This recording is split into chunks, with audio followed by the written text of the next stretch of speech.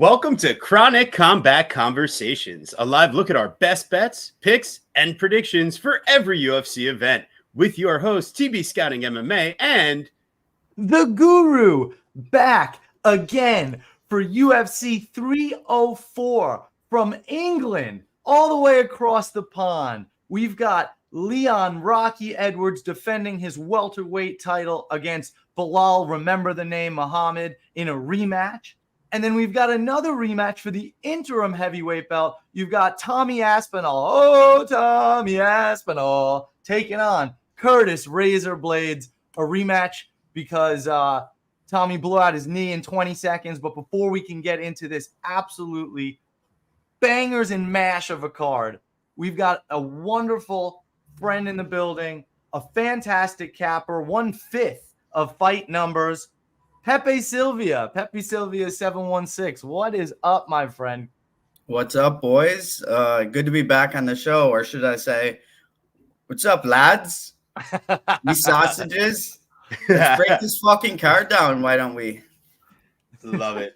I love it. We're getting in it. Pepe live from Manchester. He's bringing all the dog out. You love to see it, man. This is going to be entertaining card.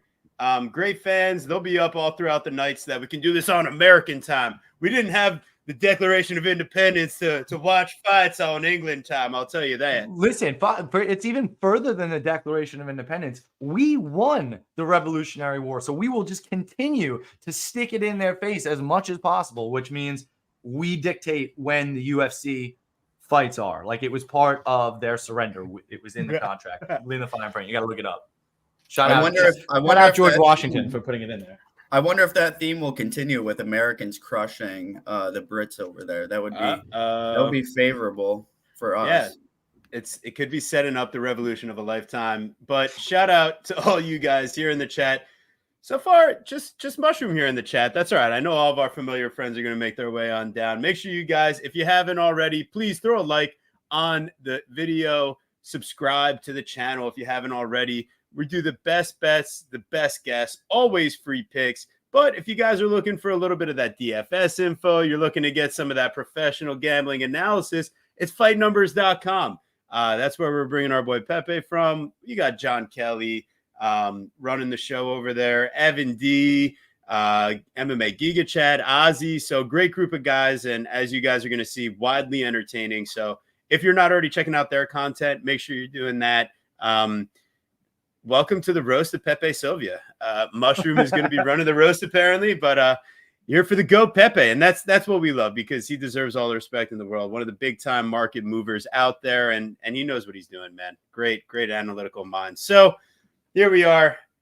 I was in Philly the past week to celebrate Leon Rocky Edwards. I visited the Art Museum steps just for him versus Belal. Remember the name, Muhammad.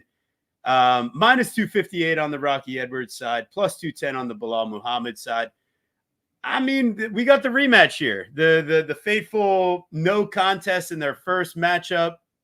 Absolutely wild affair over there. As Belal Muhammad, I mean, listen, he was not doing well from distance, but every time Leon goes and hurts Belal, he goes in, kind of tries to shoot for a takedown and some clinch opportunities. And that was resoundingly shut down by Belal up until Leon was like, well, I'm going to eye poke you once in round one. And let's get this thing right back into business in round two with a little extra eye poke action. I mean, that was nasty. Belal, definitely one of the sharpest reactions from an eye poke we've seen. But when you look at like the damage that thing did, it kind of makes sense. And he couldn't see out of his eye originally. So it is a little scary when you get your eye gouged and you can't see. I can understand his reaction. But ultimately, coming into this fight, I mean, I saw nothing that tells me that Leon is going to dominate Belal in the clinch. So I think Belal's got a chance, to what? Like push a pace, go for some takedowns, get in the face of Leon, eat some damage, and like try to take over as the fight goes on. It's just, I mean, I don't expect Belal to finish a fight here. So Leon in England, I mean, he's going to be the better striker, landing more damage from distance. As we saw in fight one, like it's clear. We're just so on the Belal side. I mean, I jumped in at plus 220 early on, but as I consider it's, Belal's going to need to win the favor of the judges over 5 rounds here. And it makes me a little bit concerned knowing that like he's going to need to get in close for his boxing because he's not a great kickboxer, right? Like Leon is. So Bilal needs to put the pressure on, get in the face, close the distance in the pocket, and get to business there. So my concern, like I think he can win with wrestling. I think he can win in the clinch. It's just what type of damage is he going to take getting there? Because it wasn't going so well the first time, but I think a lot has changed for these guys since then. I think he's only gotten more precise as a striker. And Bilal, I will say, like, I think what he's put together using his striking to get to his wrestling against, a guy like Vicente Luque, impressive enough. And a couple other more recent matchups like Stephen Thompson, the things he did to that man, like, yeah, it's kind of sucky he didn't get a finish, but I mean, he was really putting it on him for an extended period in that fight. And that's not a really easy thing to do. So if Bilal can commit to that type of game plan and really put it on Rocky, I think the gas could be an issue. So the shot at plus 220, I felt like it was worth it, but I'm having a really tough time like committing to that as the right pick for the fight. But it's where I'm going to go. It's where my gut led me initially. And I don't know, maybe something. I feel like no matter what, it's Shavkat City for the winner of this matchup. So, Guru, what do you got cooking in this matchup? It's funny to try to decide who's the best welterweight on the planet, right? When you have somebody like Shavkat just waiting in the wing, waiting to get his title shot as our Shavkat to be champ at by the end of 2024 ticket just falls by the wayside because he has not fought yet. Yeah, I mean this fight's really, really interesting. I know people don't like the styles of either of these guys, but I think this is one of the best fights the UFC can make right now. It's a fight that absolutely has to happen. Two guys on enormous win streaks. I just feel that at the line at plus 210, you have to take the shot on Bilal, and it's simply because of the deficiencies Leon Edwards has shown in the grappling. I mean, he lost round 5 to Colby Covington, right? I mean, it's a 49-46 on all scorecards. The way he looks in that first Kamaru Usman fight, right? Getting drowned the entire time. Even parts in the second fight where he gets reversed and has takedowns. Like Kamaru Usman, I mean, obviously is a fantastic wrestler, but so is Bilal. I'm not the same level, but I just think that the work that Bilal has been putting in, it's just kind of undeniable. And when you have a clear path like this, I'm not saying it's like obvious or guaranteed, but when you have a clear path like this, you have to take it.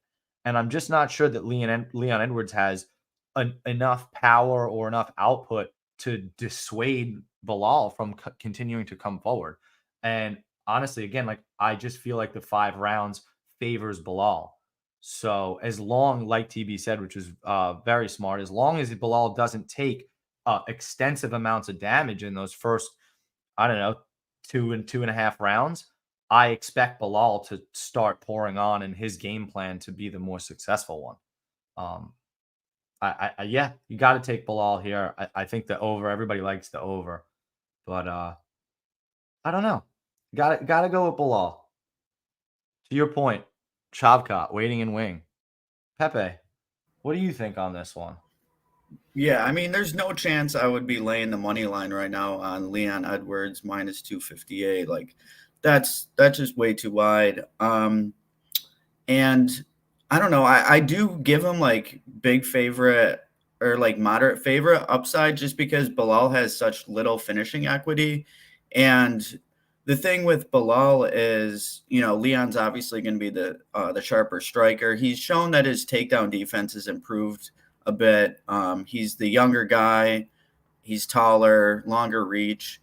So, and like with way more finishing equity, I get why he's a big favorite. It's in Manchester. He has the title.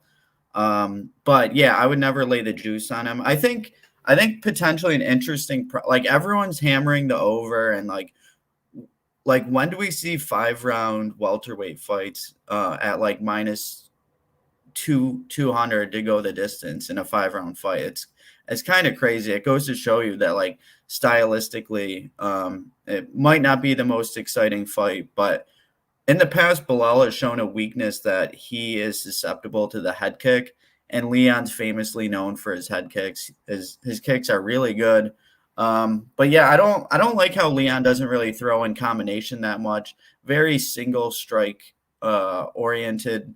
So yeah, I think for me, I would rather just bet Bilal live because I think Leon's going to be able to dictate distance and have the strength to stay up and just land the sharper shots for the first 2 rounds and then jump on Bilal live because I do think he's definitely live to take over as the fight goes on. But I don't have a ton of interest in getting involved in this one from a betting perspective.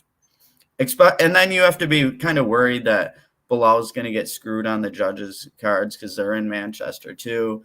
Everyone's going to be making super loud noises anytime Rocky lands anything. So just another factor. But Bilal has been perennially underrated. So that's why I wouldn't be able to lay juice against him. Like anytime, like he's won as an underdog, like 4 fights in a row. So, you know, the market doesn't seem to like him, but he keeps proving people wrong. So I don't want to get in the way of that either. So yeah, if anything, maybe I'll stab like a Leon KO prop just to have something fun to root for, because I could definitely see the head kick landing. If not, it's Bilal live for me. Yep, that makes a lot of sense because you're going to get a much better price as the fight goes on. You know, I think it's kind of funny that in their last 10 fights, they both have the same amount of finishes. And you know, it's not like I don't agree with you that Leon has the more finishing upside. It's just I think it's just kind of funny that they're both essentially just decisionators at the end of the day. Yeah. And last time they fought, I actually played Leon by KO, and it was at like plus 190. This time you're getting like 3-1 on it. So, but I can definitely see a close decision for sure. That's definitely super live. Hell yeah. Want to give a shout out to the chat. Absolutely phenomenal work out here, fellas. Kiwi, the lone subscriber to the YouTube, not subscriber, I should say, channel member for Chronic Combat Conversations. Appreciate you, Kiwi, supporting the boys. I mean, if you guys want to donate, go ahead, but we're not going to charge you anything. Yeah, I will agree. You know, I'm not quite sure how to classify the 3 of us either. There's a lot of different ways you could bring it up. Lou makes a good point. And let's make these bags, Aussie Fight Fan. I totally agree. And yeah, Mushroom, you said it was going to be like the roast, but like that means you have to also like be kind of funny about it. And like, you're just going like the lowest common denominator. Yeah, you can't just be mean. You have to be funny and witty. Yeah. Have some wit about you fucking sausage. Yeah. But yeah, I agree with that. And then yeah, it's the Money in the Bank contract, right? Like Shavkat's just hiding under the Singing the Money in the Bank. Yeah. Bro, I need that. I need it. What am I supposed to do with my 2 units on Shavkat to be champ by the end of the year? He hasn't fucking fought. It's sadness. It is sadness. All right, moving on. We got the Honey Badger, Tom Aspinall versus Curtis Reza Blaydes. That's his own given nickname. He said he liked it. He was on a podcast. He gave himself the nickname Honey Badger. It's even on his Tapology, buddy. So told me Aspinall. Wait, what did you say? Something about Tapology? Yeah, they added the nickname to his Tapology because he said he didn't. It was on the website somewhere. You're a liar. Wrong. Incorrect. They added it somewhere for him, so that's where I took it from. Because I was looking for inspiration. It's fine, I guess. Whatever. If he likes it, that's fine. It was him. It wasn't me. It's just kind of funny. I think I heard him say it was actually given to him by Daniel Cormier after his emphatic UFC 295 victory. And he's going with a new nickname, the Honey Badger, as of 8 months ago on TikTok. So I don't know, man. It is what it is. It's all right, Mushroom. We appreciate you anyways. We love your support. So Honey Badger minus 375, Mr. Blaydes, Reza plus 295. I'm really curious. I feel like we really learned what type of punching power and finisher Tom Aspinall is in this fight. Anybody worth a damn with real power can put out Curtis Blaydes one way or another, TKO or flush knockout. And if you don't have real power, well, then you're going to have to see how this fight happens when it extends out. So for Aspinall, the little wrinkle here is that he does have real grappling on top of everything. So that Jalton Almeida round 1 that we saw, if things aren't going well for Aspinall on the feet, I think he has something else to resort to here. And he's not just going to like sit down on a single like Almeida did. So I get it. The money line, it doesn't it doesn't fully capture that this is a heavyweight fight and that Curtis Blaydes has a widely diverse and deep skill set. And I get that there could be value on the number here, but I tend to think that Aspinall is probably going to be the faster striker with better hands in the pocket. And I think it's an easy cop out, but the Pavlovich fights also show, what can happen if these guys are just standing and trading and Aspinall's knees not blowing out of place. So we have to trust Curtis Blaydes to fight to a game plan against a really good grappler. And I don't know. I get it if you want to take the shot at the price, but I'm not going to do that. I actually kind of think the over 1.5 is kind of hot. That's where I'm leaning towards. Plus 135. It could be crazy. Ugh, God, that's disgusting. That's so gross, dude. No, it's Tommy Aspinall round one. It's always been Tommy Aspinall round one. He's finished all of his UFC fights in round one except for Andrei Arlovsky, which is just kind of more funny than anything. It took him a minute into round two. Curtis Blaydes has no chin. Curtis Blaydes has no fight IQ.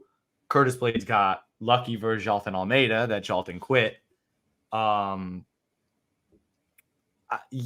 Almeida got lucky the first time when he blew out his knee in 15 seconds.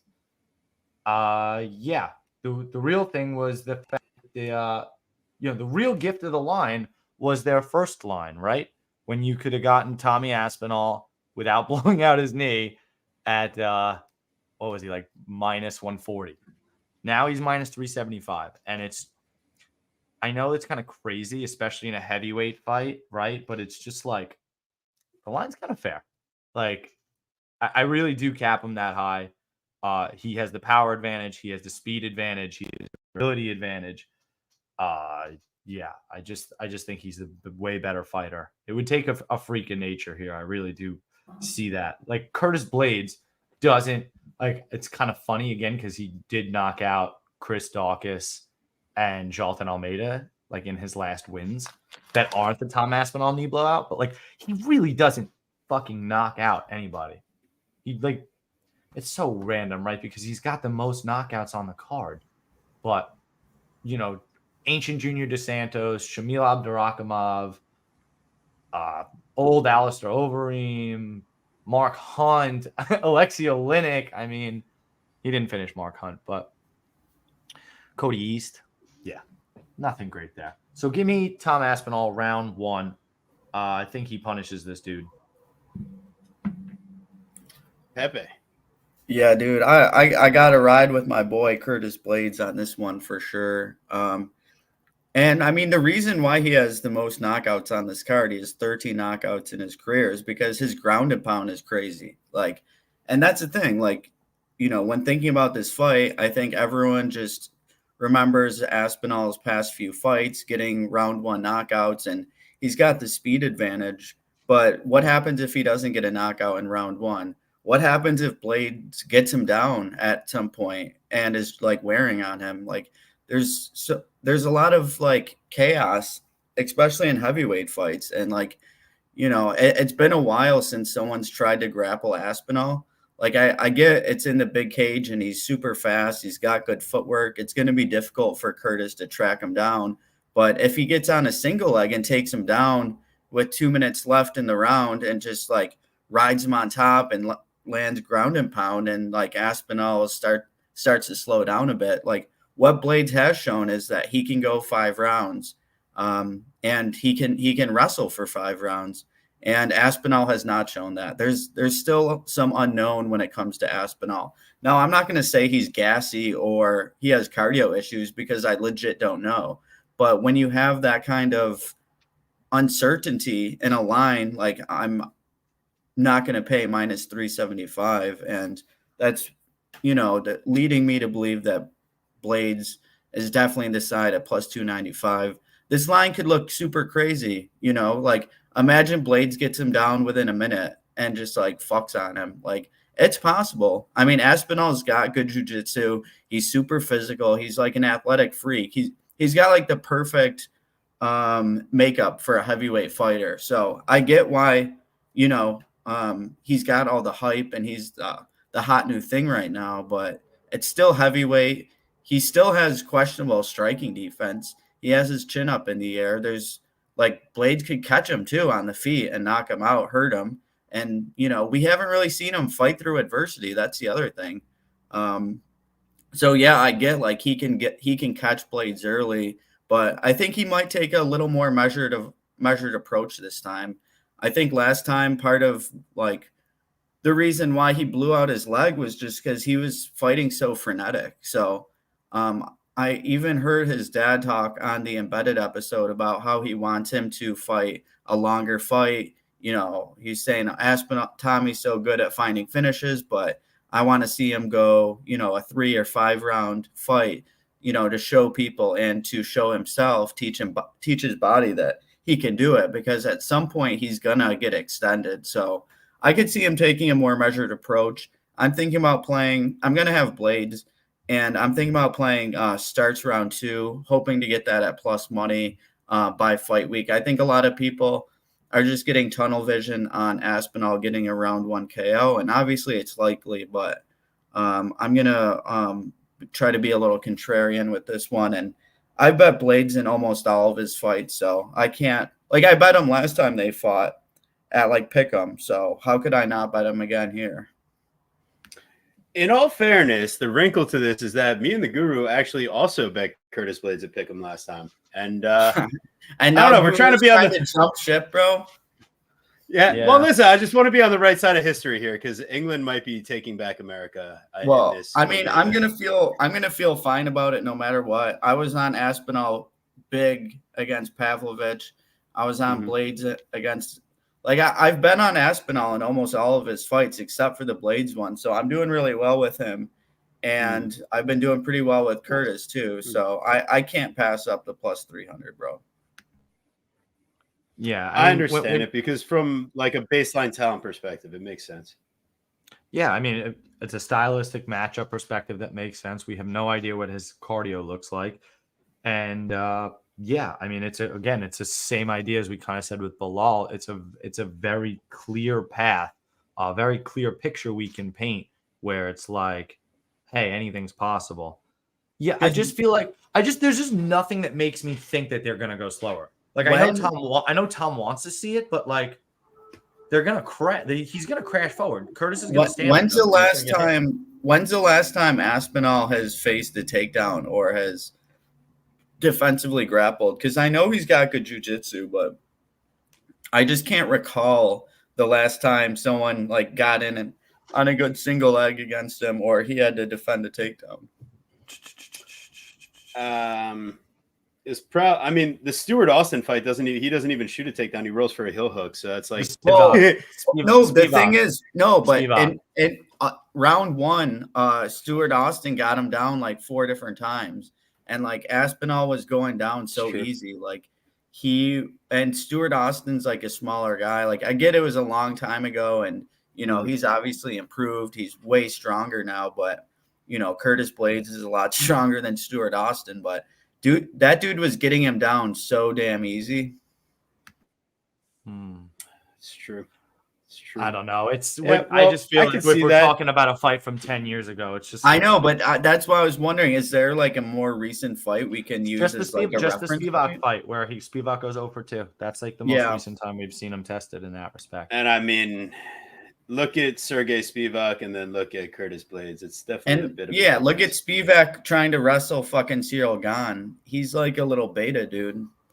I mean, he would obviously kill me, but as far as the heavyweight standards go, I'll respect Sergey. Yeah, he's always struggled with the more physical guys. Yeah. Crazy fight. Crazy. Listen, I'm excited for it. This has got to be the most exciting fight on the card. Yeah, I mean, if you have a Curtis Blaydes tickets, you're literally just praying that it goes over 5 minutes because then anything's fucking possible. I don't have a good feeling about it. I'll tell you that. Yeah, I just don't, because I don't expect Curtis to run across the cage and shoot a takedown. He's gonna walk up there, stand, and just go like this. And he's just going to keep doing that until he gets fucking knocked out in probably about 2-3 minutes. So, yeah. Yeah. I just think well, that's hopefully fair. not, man. He's talking about Alex Pereira. Like he's just he did not bring it up. They brought it up to him. I know. It's not like he went out of his way. They asked him about it, and he said, that's fair. "No, I think that's a bad idea." Yeah. He didn't go out of his way to bring it But, like, up. you know, you can give the answer, and of course, you're free reign to do whatever you want. But you can give the answer like, "Hey, I'm just focused on Tommy Aspinall right now." But you're like, "Yeah, no, it's a bad idea for Alex Pereira. I'd mop the floor with him." Well, he also said anyone in the top 5 would do it too. So wow, jeez. Wow. From a wrestling perspective, maybe he's not too wrong, but that's a whole different conversation for the future chronic combaters. Shout out to the chat. You guys are doing great. Belt are coming back to us. They had the fight so early, so that morning, so riots don't happen. That's why they moved Muhammad Mokaev down on the card. But anyways, we'll get there later. Is Joanna going to be in the building? I don't know. Good question. But we got Mr. King Green Babe versus. Did you just say something? Did I? I don't know. You came back from your skeetulation and things got a little sketchy. I don't know. We could always blame the cat too. But no one is going to flip cars at 5 a.m. Good point, Justin. But King Green, Babe, versus Pale the Bade, Pimblett. Where's your head at? How's this fight's going to go? I'm curious. I'm going to pass it to Pepe first for this one. What do you got cooking here, We Pepe? love that. Bro, as of right now, I'm just passing on this fight altogether. Like this is just such a weird fight. Skill for skill, you would think that Green would be able to cover Patty, given how weak he's shown his game is over an extended fight. But all the line movement, I wouldn't be surprised if Green took some green, if you know what I mean. Getting this fight, he's towards the end of his career. We know he's all about his bread, so I wouldn't be shocked if there was something sketchy going on with this. But yeah, I don't really want to get involved, to be honest. Potentially an over. I don't love betting against Patty, to be honest. I don't know. The only time I did was his debut against Vendramini. Other than that, the UFC has been very careful about how they've handled him. Have either of you found out if he's re-signed his contract or not? Because I had this conspiracy theory that potentially the UFC wants him to lose so that they can sign him for a cheaper deal. Because if he wins this fight, he's in the rankings. He's going to get a huge contract. He's going to get a big one regardless. But if he lost this fight, they could pay substantially less for him and potentially ruin his market value for any of those boxing fights that people have been going to. Yeah, I'm not betting anything on this unless it's an over, though, personally. What do you got here, Guru? I got orange shorts on Patty the Batty Pimblett in his hometown. And, if we're just going to talk narrative city, come on, man. You know who unless there's the Pepe conspiracy where they want him to lose, they're in midst of heated contract negotiations. I just don't necessarily see that when he's getting custom shorts. I think that means that he's pretty much in the fold. But in terms of a technical perspective of this fight, King Green has one eye constantly swollen. Who knows where his head is at? Getting rocked by Jim Miller, getting murdered by Jalen Turner. I just think that Patty the Batty cracks. And then, if you look at the Jared Gordon fight, I know that fight's not interesting or really his win, but there's just a ton of clinch work there that I feel like could frustrate or stifle Bobby at times if he needs to go there. So I just kind of like Patty's versatility in this spot. Despite the fact that, we all know that Patty's really not anything super duper special, especially in the striking department, especially defensively, because he just leaves his chin up there. But hey, Scousers don't get knocked out. And I'm not sure that King Green is the guy to do it anyway. I don't see this as a Grant Dawson spot. So I will say though that the two strikers that knocked out Green were both southpaws, which Patty's not. So I don't know. It could be something stylistically, and I don't think Patty's as fast or as powerful as those guys either. Yeah, that's fair. I think the couple inch of reach and the fact that Patty's going to be a little bit more. I wouldn't say he's going to be the quicker striker in the pocket because the technique and the hands low of King Green are going to do enough to make up a bit of a speed difference that there might be like athletically from distance. Like Patty, when he crashes the pocket and he throws on a clean line, he's pretty powerful. And seeing how Jim Miller has Bobby Green kind of like, on Broad Street, at the end of round 1, at the beginning of round 2, and Green recovers as he does, but there's been plenty of times where it just doesn't seem like he sees strikes coming sometimes. There's definitely something going on with his eye, it seems. And it's usually, like you said, Pepe, like left-sided strikes. So Patty, he, there's just something about him where things happen in his fights where it might not look like he's doing the best, or that, he's disappointing, but he just finds a way to make things happen. And yeah, the Gordon fight, a little bit on the egregious side, but in a damage versus control type of mindset, like that round 3, I mean, there's basically no strikes landed by Gordon. So I think that's something that we won't expect to see from Green. There's not going to be any grapple wrestling, stalling, anything like, Tony Ferguson, has Patty's nose bleeding from bottom. He lands like a couple elbows, up kick, and Patty's bleeding. And going into round 3, looks like he's slowing down a little bit, but just digs in deep, gets a beautiful takedown. I know that's Tony Ferguson, but listen, I mean, Bobby Green at this stage here, we never got to see what would happen, say, if like Grant Dawson got his hands on him. Like that never happened. And Scalzers don't get knocked out. So, Patty in the pocket, yeah, the chin's available. He's going to get hit. He's going to get yelled at by his coaches, but he's going to eat the shot. And, if he really doesn't like the way things are going on the feet, his back takes, his takedowns, they are pretty dynamic.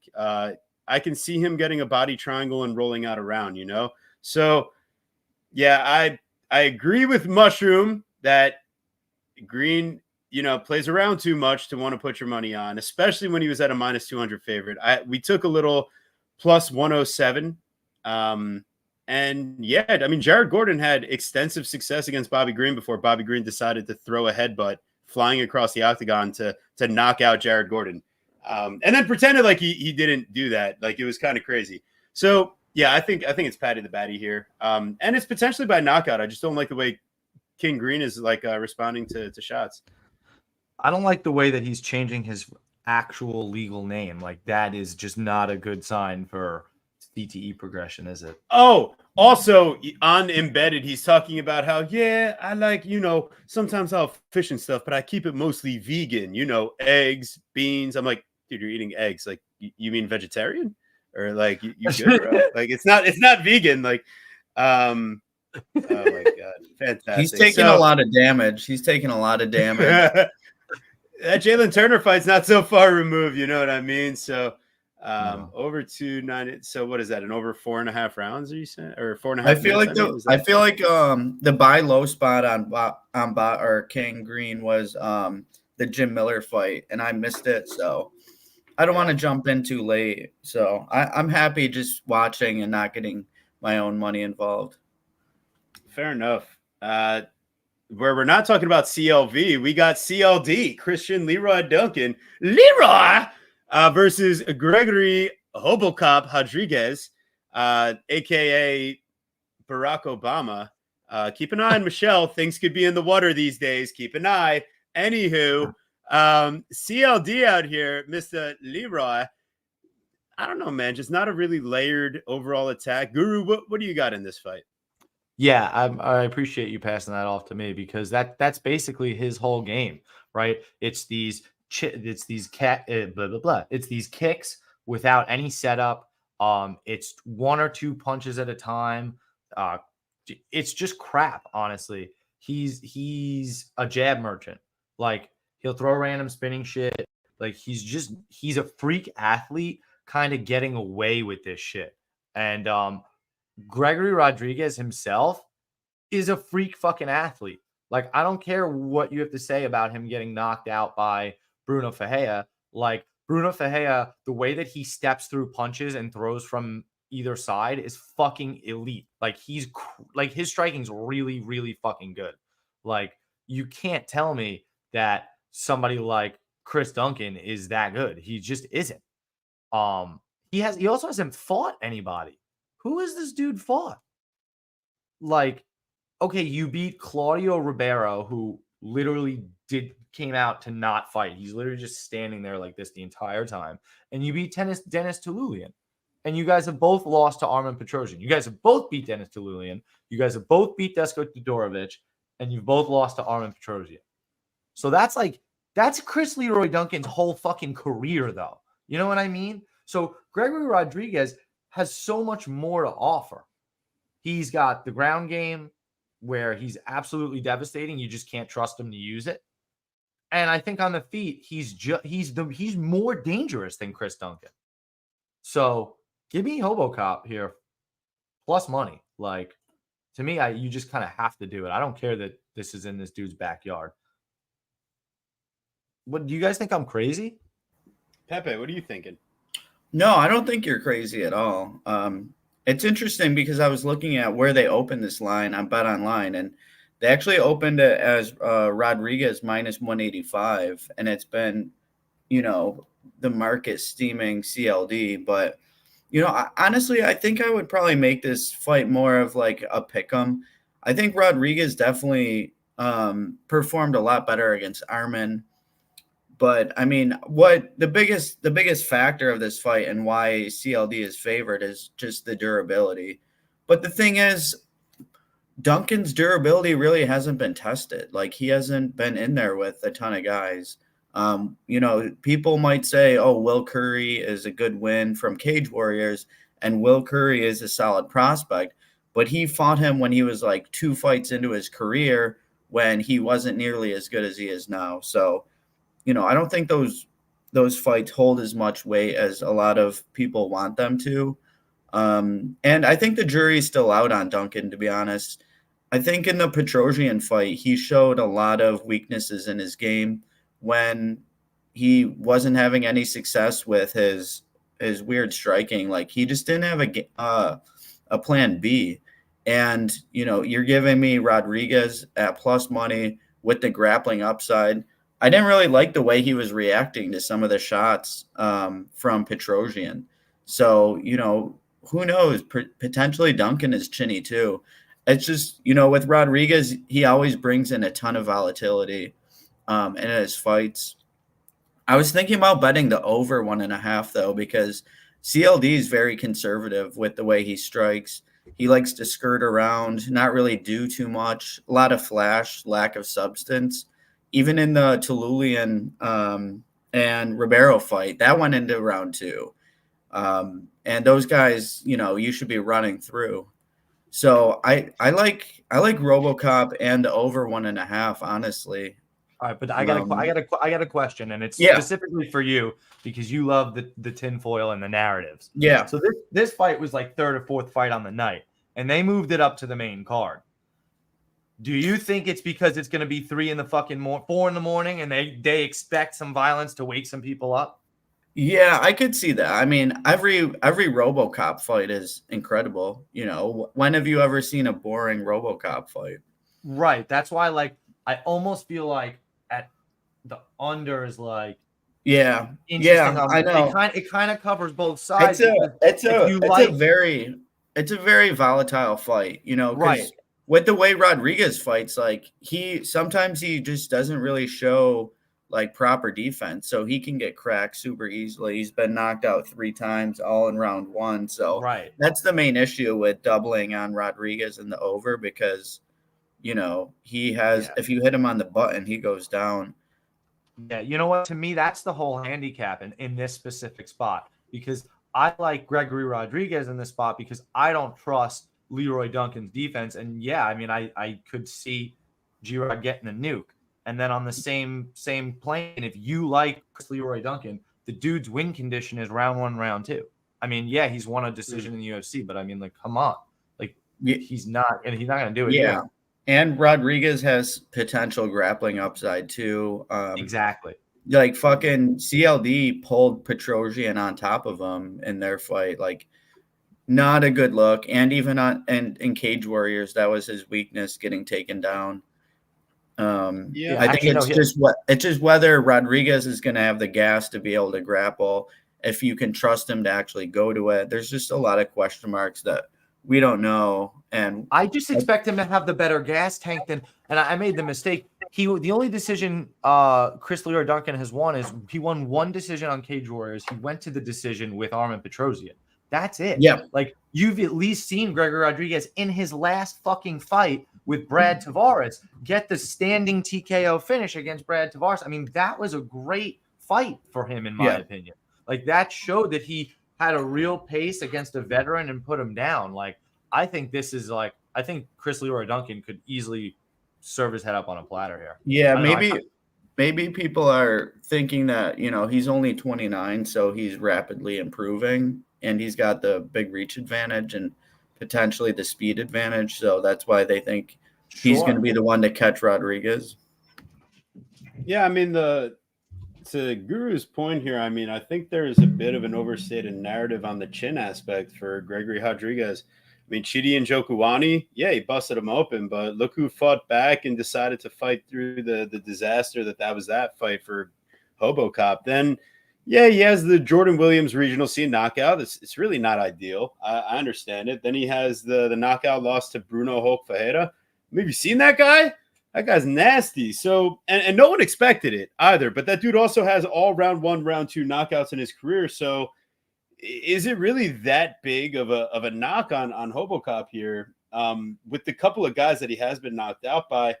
At the same time, we've seen him. I mean, the Jung Young Park fight, it would have been really easy to pack up his things and get out of that one. Petrosian, it's a tough matchup, but it's a heavy kicker. So, he doesn't have to deal with some of the things. Let me tell you something. Christian Leroy Duncan, I mean, it's a lot of single strikes. It's a lot of explosive movements. It's not a lot of strikes in combination with stance switching that Rodriguez isn't going to see coming. Like, it's going to be spinning shit. And to the point of Aussie Fight Fan, I mean, the spinning shit is going to leave the back open. Hobocop takes Jung Young Park's back. He's able to get to some grappling positions on plenty of different fighters in the UFC. So the question is, does he finally go for it? Because we've seen 5 knockouts and no submissions. Coming into the UFC, he had 1 more submission than knockout. So plus 550, are we finally getting back the money to pay for all of our other submission bet transgressions on Gregory? I don't know. We'll see. But I will take the money line play here on Hobocop because it's more than just submission for his chance to win. Like Guru's saying, he's probably got the more consistent combinations in the pocket, and I trust him to land more volume and do well going the distance. So exactly. Thank you, Dogfather. How will CLD deal with pressure and fighting off the back foot? He looks like one of those guys that's a little bit more questionable in that regard. I will also say that after the Bruno Ferreira knockout, Robocop said that he was going to make it a point to wrestle more in his fights, that he fell in love with his hands too much. And then he ran through Dennis with the grappling, got him down and pounded him out. And then he fought Tavares, who's super, super difficult to grapple. Great takedown defense, best in the division. And he still got him down a couple times. So he showed that he was actually going for it. Tavares is just very hard to grapple. So we'll see. I could potentially see him trying to lean into a grappling game plan. Yeah. It's a great. I mean, it could make him look minus 300 in this spot if he were to do that. Yeah. Let's see here. What could Lou Becci be promoting? An interesting show about factors in a fight. I don't know. Maybe it could be called Fight Factor. On we're way past that. Well, that would be a really shitty name for a show. Yeah. Amazing. Yeah, but shout out you guys because you guys do a really nice show. Cool, Dogfather, I keep on telling Guru to invite you on the show, so I'm putting it out there. I'm just saying. Arnold Almighty Allen versus Giga Ninja Chikadze. Are we drinking, by the way? Is anybody drinking? Yeah, I have some wine. I've been getting after. All right, hang on. You guys cracking a brew? I haven't had one. Yeah, come on, Pep. Let's go. I got a little wine going on there. I got the UFC Fight Island koozie and everything. Yeah. No, come on. This is why everyone comes to the show. Everyone wants to see the Guru. Come on. So Arnold Almighty Allen minus 230, Giga Chikadze at plus 190. All right, you guys want a show that has cool questions about fights? Is Arnold Allen going to wrestle here? Because if not, what are we doing here at minus 230? What are we doing here? Can someone tell me? He doesn't wrestle. He can, but he can't do it. Will he? I don't know that he can do it a lot. And will he be successful doing so? He certainly isn't. Has he ever landed 3 takedowns in a UFC fight? Because he would need 3. Yeah. That's the question. My biggest question, stealing the Fight Factor format is Giga Chikadze 100% coming off like his injuries? What was his injury? He had a rib injury, right? That's interesting. I would say need to know a little bit more about this layoff, because it has been some time since the Caceres fight. Caceres, right? I did it right this time. For somebody that knows how to say all the names, you can never say his, but you did on the first try. Caceres. I did it this time. Yeah, exactly. Okay, because you didn't think. I surprised myself that I actually got it right this time. Well, listen, you try to bring your flow over here. We're gonna have to do something about it. And this is pretty funny. Yeah, you guys. I don't know what you're doing with your tags out there, but you're getting beat by Fear Factor. Yeah, that's what that's kind of was my thought with Fight Factor. I'm like, that sounds a lot like Fear Factor. Well, maybe you should be afraid of the vibes. But Arnold Allen, man, I'm not a big fan of his striking on the feet against strikers. Sadiq Yusuf was outlanding him from distance, besides a couple of, chicken dances mixed in. You can see Arnold Allen, he has a ton of success on the feet versus like Calvin Kattar early. And I think a lot of what we know about Calvin Kattar is his defense isn't the greatest, right? And we see that even as Giga Chikadze gets hurt throughout the fight with Calvin Kattar, he's still landing extremely high volume throughout the fight. And like there's moments, like it's clearly a Kattar win. It's clearly Kattar over and over, but Kattar never really gives Giga a chance to really like get into his striking flow. He decides 2 minutes into the fight, Giga slips, Kattar goes for a back take and goes for a big slam, and we're there for the next 3 minutes. Every other time that he goes to shoot a takedown in the fight, it's stuffed for the majority of all the other attempts following in the fight. But at that point, it's in Giga's head, like the takedown's coming. I don't feel comfortable. It's a small cage. So that's the other thing. There's not as much room, because you want to ask about how does CLD look fighting off the back foot. Giga looks phenomenal fighting off the back foot. So Arnold Allen, he's a bit of dumb pressure, solid jab, but the guy's giving up 4 inches of height, 4 inches of reach, and it's going to be an open stance matchup against a guy that could throw body kicks with either side. So plus 190, if I'm not expecting Arnold Allen to shoot a high volume of takedowns, I just don't rate his striking to that type of level here. It's a 3-round fight. It's not 5. Like Giga, that main event in the Apex, small cage, high pressure, big time veteran coming off the mauling of a lifetime, motivated to make it happen. This is a bit of a different matchup here, and I think Allen has shown that he can lose minutes and he can lose whole fights. He's never been finished, so I'm not necessarily projecting Giga to do that unless he shuts him down by way of the liver. But I got Giga at plus 190. I got to take a little chance here. I took Giga at plus 210, I believe. Plus 210. And it's the same idea. It's just the fact that I think that this fight's going to take place at distance, and I don't trust Arnold Allen to get grappling going again, because I think the fight's going to take place at distance. I think Giga is an elite striker, not a very good one. I think he's an elite striker. And I think Arnold Allen is just really good at a lot of different things, but I'm not convinced about. I was talking to TV about this earlier in the week. It's just like we still do, like I still kind of feel the same way I do about Arnold Allen as I did going into that Calvin Kattar spot, where I took Calvin Kattar because I was like, I don't know. I still don't know what I had to feel about Arnold Allen, right? Because he had just come off the Dan Hooker round 1 finish, and it's like, what's he gonna do, right? So has the injury with Calvin Kattar, who just never looked right in that fight. And then, he gets out-volumed by Max Holloway, and then he gets out-wrestled by Movsar Evloev. Like both of those things are like excusable. Okay, so he's not a title contender. Fair enough. But he's certainly a top 15 guy. But where does he fall? Where does he actually fall? And this fight with Giga could really show that. He, to me, has to make this an MMA fight. If he stands at distance with this dude, classic British boxing range, I think he's fucked. I really do. And I certainly got to take a chance at 2-1. Yeah, I think I took some small pokes on Allen sub 2-3 because I think he's a pretty intelligent fighter. I know he hasn't used his wrestling in a while, but he hasn't really had a reason to use it. And now he's lost 2 in a row, and it's fairly easy to develop a game plan to fight Giga. As obviously you go for takedowns. He's shown his whole career that, once you take him down, he's super weak off of his back. And yeah, but like I do agree where if it stays standing, I do think it's going to be like a close split decision type fight. And I don't like the way Arnold Allen, like he has like his head down and shit when he's striking and his back bent. Like that's just like inviting a head kick. And Giga's got Giga can switch stances like he did against Caceres. Caceres is kind of a similar-ish archetype for how Giga would fight against Arnold Allen, and he held his own. He was able to kick the legs and go for head kicks and stuff like that. I think that's a potential opening. Allen can get hurt in fights. He hasn't gotten knocked out, but he got rocked against Evloev, and Evloev almost had him out in round 2.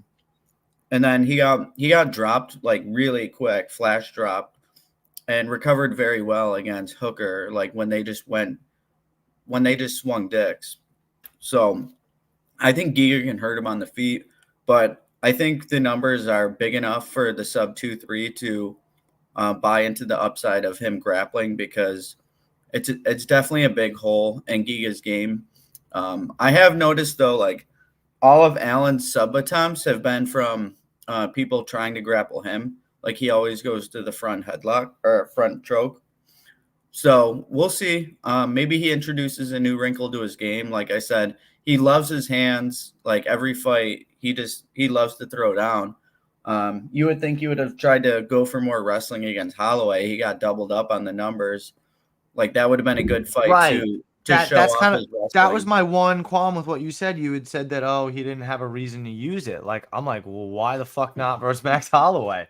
Yeah, that's true. Yeah, he should have wrestled Holloway. We'll see, man. I mean, maybe he was feeling himself coming off of the Gator performance. That's like, but again, like that just doesn't show any sort of smart gameplay. Like even mix it in or fake it with some feints so he's thinking about it. You're going against the best striker, in the UFC. I mean, you're talking. Max says he's the best boxer in the UFC. You know what I mean? So BMF, you gotta go out. You gotta go out there and mix it up. Other than the front headlock, he tried to grab on Movsar to defend a takedown. He hasn't attempted a submission attempt since the Mads Burnell fight in 2018. So it's just, which he got the submission, but Mads Burnell is a gas boy. So I just don't So what the fuck with the money line? Like I literally don't understand it. And by the way, we haven't even said it yet. Giga's fucking huge, isn't he? He has like a 4-inch height and 4-inch reach advantage. Why is nobody talking about it? Yeah, Allen's pretty small. I mean, he's a muscular guy, but yeah, what is the reach advantage here? 4 inches height, 4 inches reach. That's pretty important, I think. And nobody's talking about it. I think for a minus 230 favorite. Yeah, I think people are worried about Giga and his lack of activity, the injuries, the pullouts. 35 years old, fighting in England. That's all I can think of. I'm not on Allen. Fair enough. We'll see. I want to see how they size up at weigh-ins, honestly. That's a good point. Always good to see if the measurements actually line up, Yeah. There's a few other spots on this card. Like there's really not too many fights that there's a huge advantage, but this is definitely one of them. So I'm curious to see it. I definitely, yeah, I agree. You gotta wait for weigh-in sometimes. But if I have a book where I can hit plus 200 as the market's moving in the plus, 190 plus 180 range, then you sit on it. And if you need to cash out later on, you'll get your money back. So That's at like 365. UFC stats page, like my hinge page, adding a couple inches. Yeah, just as Jarzinho. There's a couple books you can get plus 200 and plus 205, but the big ones like DraftKings and FanDuel are plus 190 currently. Yeah, I would say. Wait. What'd you say there? I'm sorry, I missed that. You can get Giga Chikadze plus 205 on Caesars. You can get him plus 200 on BetMGM. You can get him plus 200 on 365. You can get him plus 200 on ESPN Bet. Listen, but other books such as DraftKings and FanDuel plus 190. Here's what I tell you is that at plus 205 on Caesars, you're not getting a cash out option. Whereas at plus 200 on Bet365 and MGM, if something comes out between now and weigh-ins, that 5 cents at plus 200, go. I would say please give yourself the cash out option. But no, I agree. Giga here. Yep, sweet. I got plus 210. So yeah, well, I don't know. Listen, guys, if you're here right now and you haven't done the right thing already, I suggest you go ahead and do the right thing. Subscribe to the channel. We're on the countdown to 700, closer and closer as we go here. Appreciate every one of you guys that come out every week to watch this show. It really makes it so much more fun to do it. Awesome chat. You guys are the best. So just keep being you. We'll keep being us. There weren't too many TB nickname opportunities, but we at least got a couple coming on. Because you're a bitch. No, it's because they have nicknames on UFC stats. Does Giga have staff or fake news? I don't know. We got to wait for the pictures, I guess. Is that something out there? I don't know. I saw behind his IG thing. He looks fine to me. Training with Zach Pauga and company. Oh, Jesus Christ. You just brought up, you invoke Zach Pauga as a not too bad thing. Yes. That's not ideal. All right. Nathaniel Wood minus 425. The prospect, we're still doing this, Nathaniel. I think the ship has sailed, my friend. Versus Daniel the Pit Panada. It's a tough one because Wood, I feel like he doesn't have finishing potential until Daniel Pineda is absolutely death gassed 4.5 minutes into this fight. So, I want to say Nathaniel Wood, and I want to say by submission. I think his power, his boxing are really solid, but Pineda's a really tough dude to actually get out of there. So I think you're going to have to take advantage of him being gassed. Wood has got plenty of back takes and submissions in his career. So I think this is one of those opportunities where, all of his UFC finishes have come by submission. He doesn't even actually have a knockout in the UFC. So ultimately, yeah, I think it's either Wood by submission or, Pineda by sub could be even the sneakiest idea also. So, this guy is a solid grappler. Wood, he's left himself open to some inopportune opportunities. So minus 425. Inopportune. He's done what?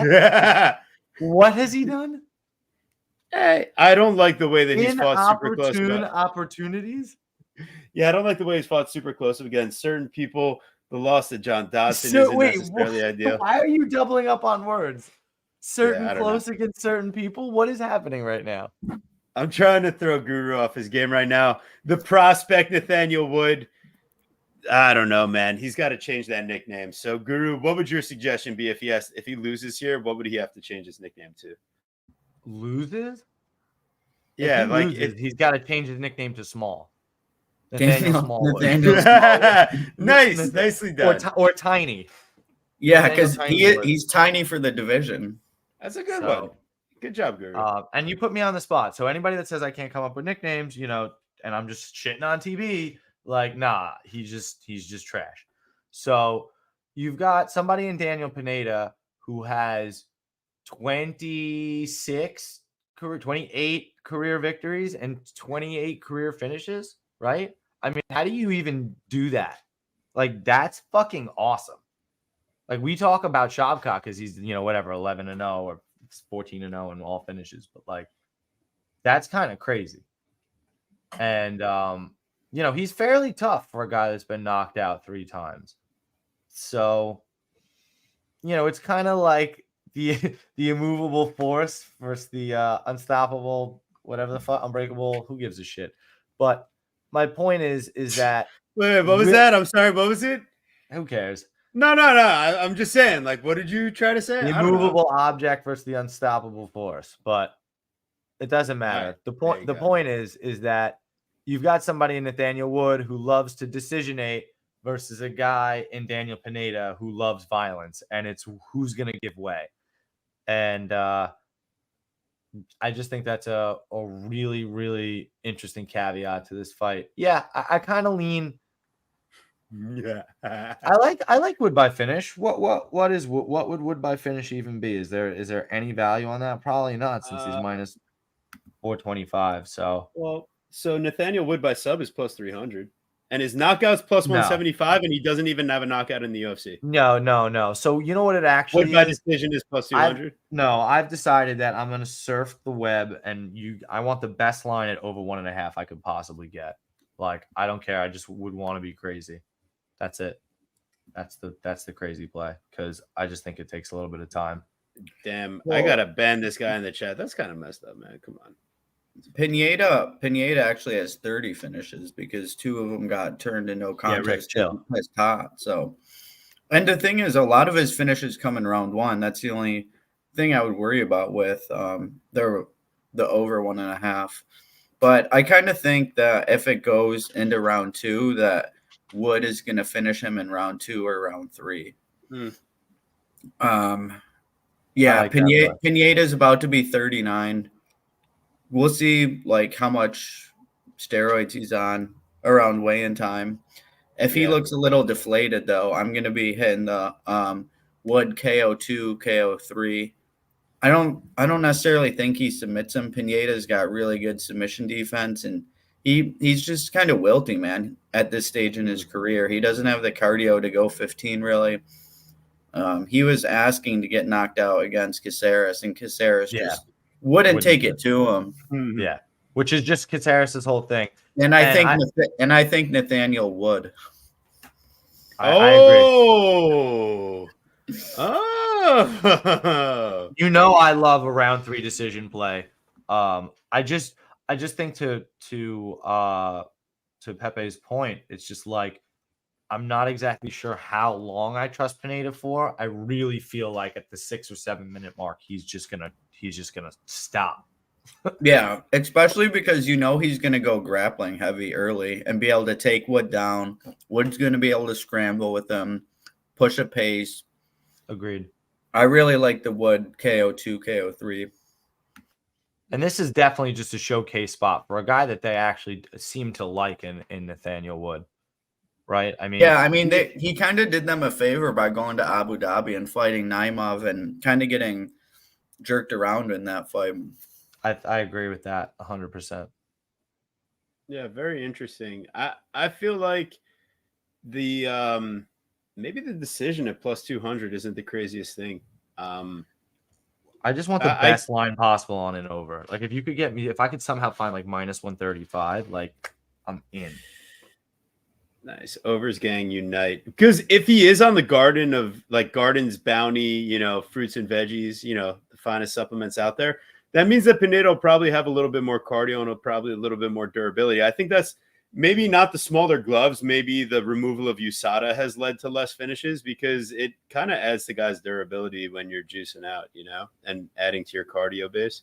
So, maybe that's maybe the overs gang unite. Let's get it together. But Molly Meatball McCann versus Bruna Bulldog Brazil. This should be a super interesting fight. I think minus 340 Molly, like, she probably could win this fight any way that she wants to, man. Like, Bruna Brazil, she's flashy, but she's not a real fighter. Like, in my mind, it's like when the fight's on her terms, when she has the size advantage, when she's the better athlete, when she's just like clearly got an advantage athletically and like in fluidity, like it tends to look a bit better for her. But I mean, Molly's going to make it ugly. She's not going to give you any space. She's going to be in your face. And we've seen Bruna knocked out 3 times at strawweight in 4 of her losses, 3 come by knockout. Like, I'm tempted to go the route of Molly's sub again, because she opened up the sub shop, and I think she's really dedicated herself to the sub game. But no, in all seriousness, the grappling approach really was what would get her the win versus her last opponent in Diana Belbitsa, because she just doesn't have an answer there. Whereas Brazil, we were on that shit too. We were dead ass on that shit. But however, Bruna Brazil, she's the type to wilt under pressure and like end up getting spinning elbow knocked out because she's slowing down the stretch. Like, let's not forget that Molly McCann had back-to-back spinning shit knockouts with Carolina and Goldie. And I think Brazil is the type to kind of wilt under that forward pressure, not be able to fight off the back foot for an extended period, and just give in and end up getting knocked out. So I'm kind of interested. I mean, Meatball knockout is plus 200 compared to her decision at plus 130.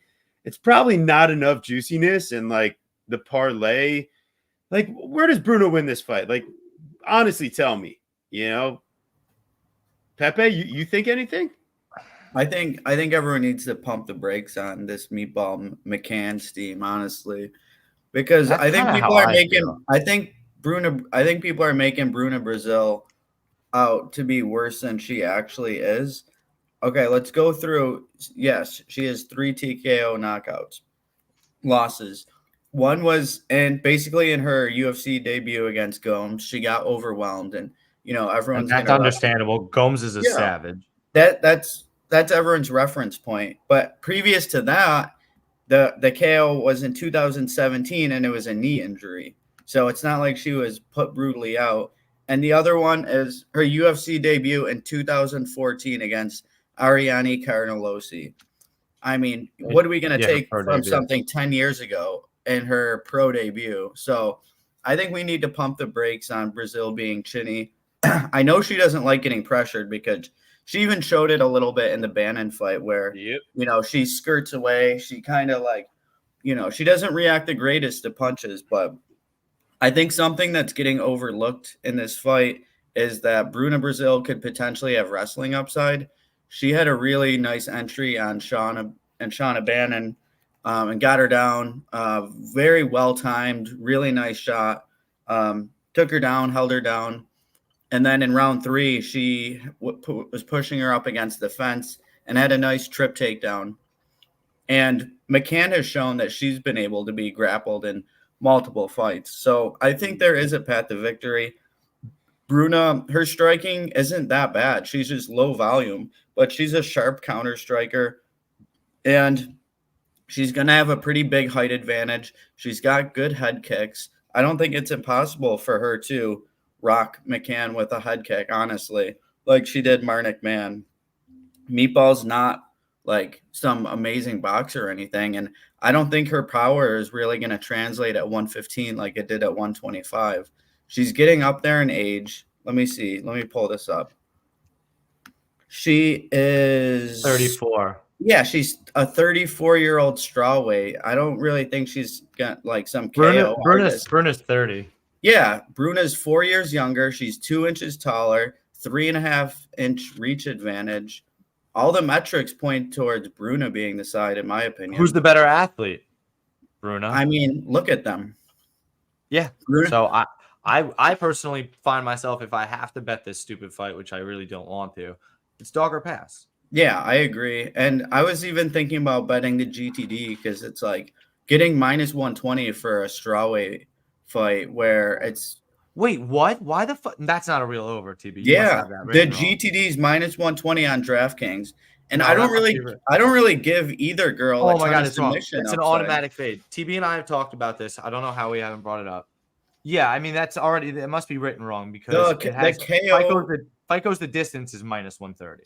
Yeah, so moved to minus 145 since I did the lines earlier. Yeah. So that's, yeah. I mean, if you can get that fight at Pick'em to go the distance, you have to fucking take it there. Yeah, I agree. It's women's MMA. Nobody. I don't think McCann's gonna KO her. Honestly, like how much percentage can you really give her to knock her out? Her knockouts were like fucking meme spinning back fists. Like those are very lucky to land. She's not like one punching girls. Yeah, And Bruna's very careful. She's not going to engage into a firefight. And she could potentially take Molly down, or Molly can take Bruna down. There's a lot of potential for time to be spent on the ground. I don't really give either of them a ton of submission equity. So, yeah, I like the overs. Yeah, I don't think Molly has the submission upside like she did versus Blaydes in her last fight. I was on the meatball sub. I think everyone hit that one that week. Yeah, right. I hit that. I'm literally about to smash this over right now, guys. Like this, it doesn't make sense to me. I'm telling you right now, minus 126 on FanDuel for the fight to go the distance is the fucking play. Like it's women's MMA. It's not happening. I'm telling you. Listen to me. Fair enough. This is a classic spot. I think that's all that needs to be said on that one. Fair enough. I still think there's an outside chance Bruna doesn't like the pressure. And that's why I love this shit, because that's like the worst fight of the night. And we got the best fucking bet of it on the night. Like that, I'm telling you, the value. Women's I like MMA. it. Molly to win and over 1.5 is minus 125. Got to figure she's throwing more volume. I'm getting the fight to go the distance of minus 126. I don't need any side. I don't need any aids. I don't want any of it. Wow, that would be the first time. 15 minutes. Yeah, because you would feel like an idiot if Bruna won a split. That would be pretty funny. It's so bad. I don't want any part of Molly. Would be pretty funny. All right. That's actually not a bad idea. I like it. Jake, the White Kong Hadley feels racist one way or another, but it's all good. Versus Cowlin, the Don Lochran. I didn't put the Marvin Vittori picture this time, but you know, are they both mewing? Are they both mewing in the pictures? I think they are. What how kind of handicap would you give towards that, Pepe? Oh, I don't know. Oh God. Well, Jake Hadley moving up a weight class, short notice, but is this not where he kind of truly belongs at 135? Like he's legitimately killing himself to make 125. I mean, the dude missed weight for Contender Series, right? Misses weight another time in the UFC at 125 as well. So they're like, here, buddy, like now you got to do this. You got to take short notice and fill in for Mr. Don. So I don't know. There's something interesting about this fight in that Hadley, if it was like, I feel like it's baked into the line, the short notice up a weight class here. It's baked into the line, but you're not knocking out Kaylin Lochran.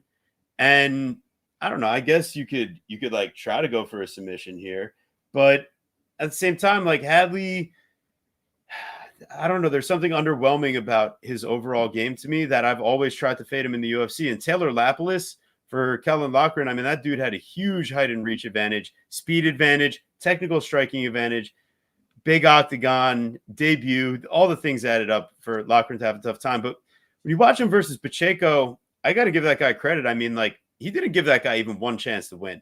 I mean, his hands look faster, his striking defense looked better, his wrestling looked better, his jiu-jitsu looked better, and his ground and pound was on point. I mean, there's multiple times where the ref probably could have stopped that fight due to leg kicks. He drops him with it. And I don't know, I was a little bit impressed. And it just shows to me, like, you know, sometimes even if the fight is projected to go the distance and the favorites are minus 200, it could be like a Miranda Maverick situation where, like, Hadley's live to pull off a submission if the right thing happens, or he's live to like kind of catch Kaylin Lochran with like the right shot that puts him out. But that's kind of what we're depending on here for Hadley. He's got a negative striking differential. He's really not high volume. He doesn't have great cardio. And I can't imagine on short notice here that it looks any different. So Lochran, I just got to figure he's going to outpace him, whether it's with the wrestling, whether it's being just inside the right range. And he's finally not giving up like 5 inches of height and reach to his opponent, because I mean, Lochran is generally the smaller guy with less reach, and now he finally gets to fight a guy kind of his own size. I know it's like 1 inch height, a couple inch reach, but that's really nothing for Kaylin, given what he's had to do. I mean, listen, I'm not rushing to play it or anything, but give me a little same game parlay action. I'm sure that we can kind of get there. Well, yeah, I mean, I like everything in me wants to find a way to get on to Jake Hadley, but I can't seem to get there because kind of basically everything you said, TB, it's just like in the body of work that we've seen from him, he just doesn't It's like why I loved we smashed Charles Johnson versus him as an underdog, because it's like he doesn't fucking do anything. He doesn't do anything. He doesn't grapple. He doesn't strike a lot. He doesn't fucking hit hard. He's not great submissions. He's not great knockouts. Like he's just super mediocre. And this guy, Lochran, is just a fucking like Marvin, like you said, Marvin Vittori Jr., just like a brick shit house that just wants to come forward and has decent enough hands. Make your day tough. Like, do I think he's worth minus 205 here? Probably not. But just not really sure where else to go with it. I don't really see too many props out. Do you guys have any prop numbers? Anything? I like what you said about Hadley not being really that great at anything, and he's kind of like a tweener with everything around his game. He's too big for 125, it seems like, but I think he's going to be too small for 135.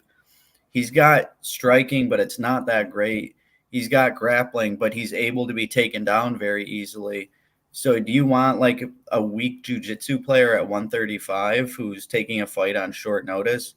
And I'm kind of high on this Lochran kid. I think he's solid, man. I think he's like a legit prospect. I think he could give a lot of people a lot of trouble. He's a brick shit house, like you were saying, and like he's got really good durability. He's really strong for the division. He's got great cardio. I'm almost positive he's going to have much better cardio than Hadley. So if this fight goes into third round and God forbid it's 1-1 and you have Lochran ticket, you're still going to feel pretty decent about it. I mean, for Christ's sake, Cody Durden was wrestling this guy around with ease and just kind of like out physicaling him. And Durden is not a physical guy, in my opinion. I think Lochran would have his way with Durden. And I like the way Lochran puts his hooks in. He's got great ground and pound.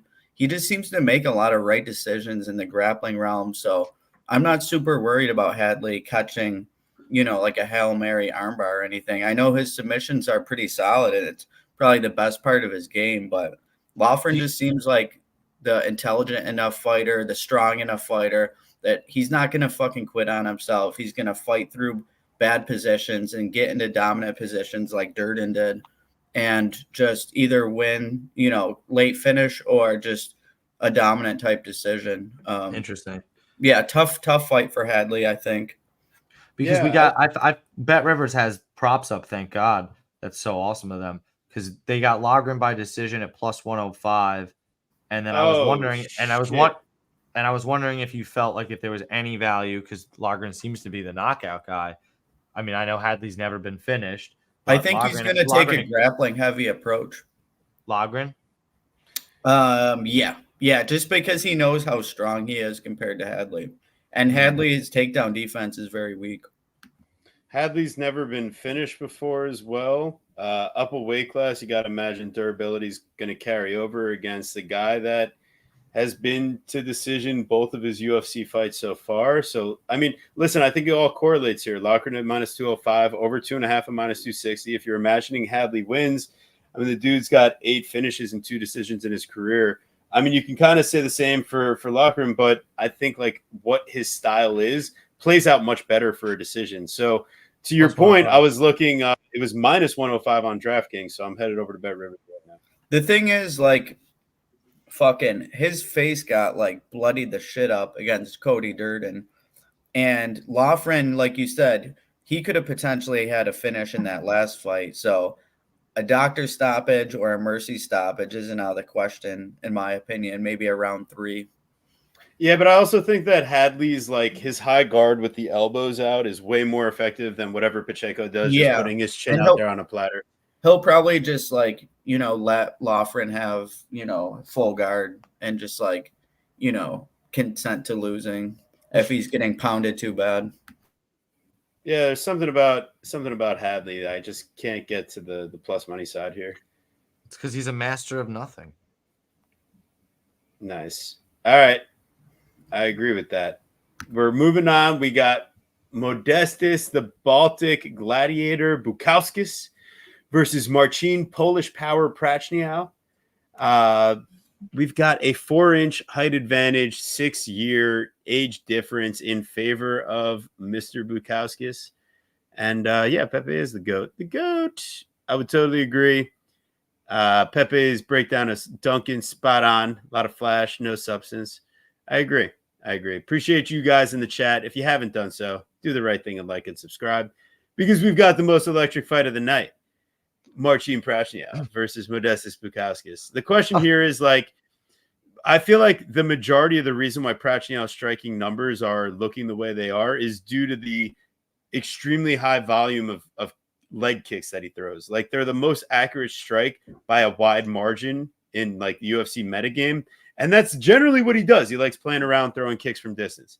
For some reason, people don't shoot takedowns on him to this juncture. But I mean, Prachnio is always slowing down, always gassing out. And if there's anything I could say about Mr. Bukauskas, is if he's not getting finished, he can keep up a pace. Like, he's solid. It's just he does nothing a lot of the time. Like, when you watch this first round versus Prachnio up until like he ends up getting finished, it's like, Bob, God, like there's nothing happening. And the same thing goes for a lot of his other fights. Like the Zach Paunga fight.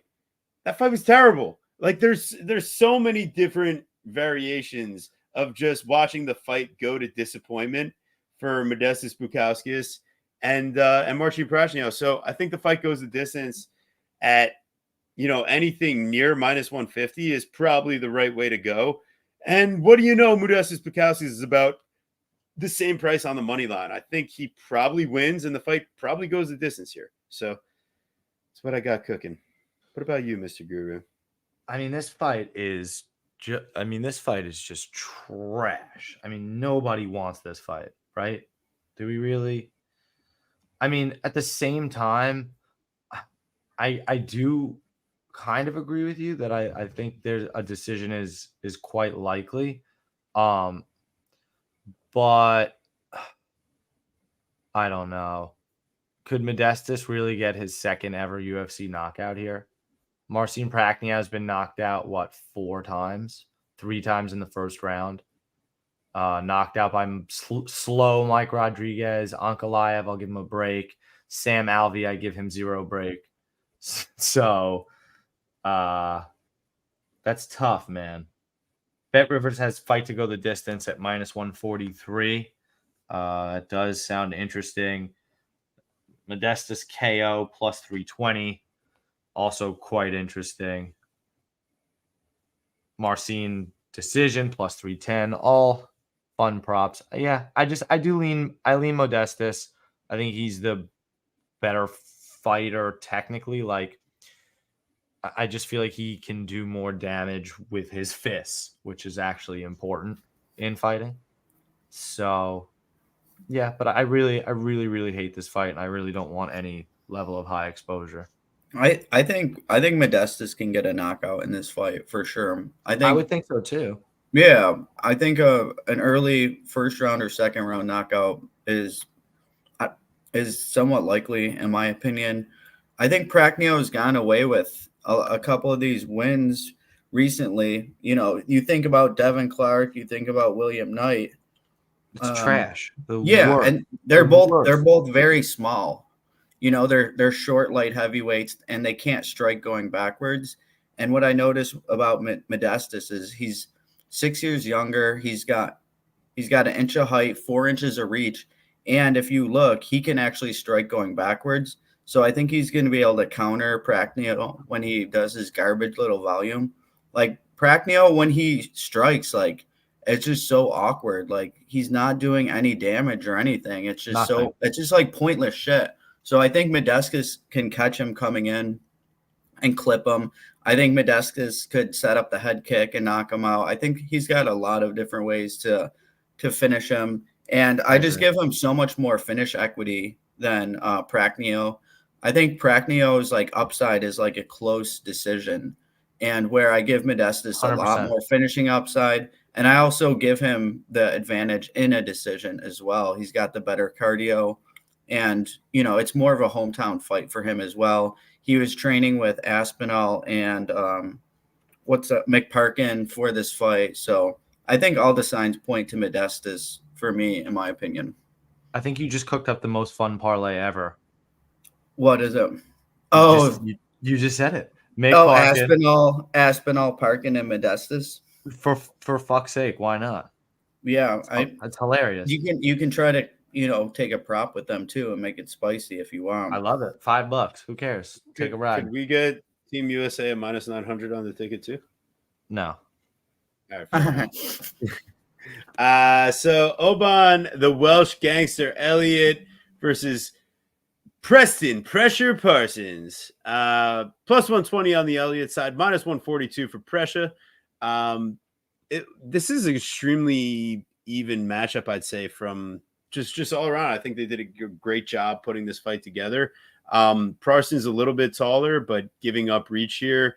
Oban Elliott, I think, is a little bit better of a distance striker, and I think Parsons might have a little better cardio pressure and a little dog on the bone attitude. It's just Elliott, he's proven to have some survivability. He's eaten some shots. He's been in bad places, but at the end of the day, he's always he's kind of found a way to, try to fight through. But yeah, sometimes it works out for him. Sometimes on the regional, it's Michael Figlock, and it didn't work out for him. So for Oban Elliott here against Parsons, I mean, the question is Parsons going to get business done with his wrestling? Is that going to be enough to really to hold Elliott down for extended periods? This isn't like Semmelsberger where he's just going to be happy to sit off his back.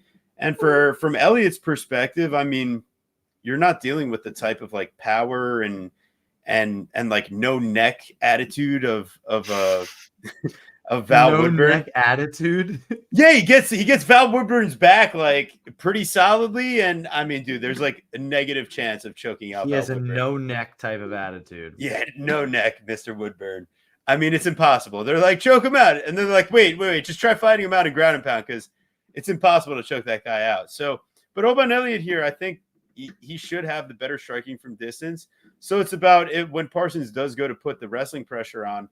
How does Elliott respond to that? And, we've seen him in a couple bad spots here and there, but I also like the way he ends up working out of it a decent amount of the time. So I'm going to go ahead and take the dog shot, but I wouldn't be super surprised either way, per se.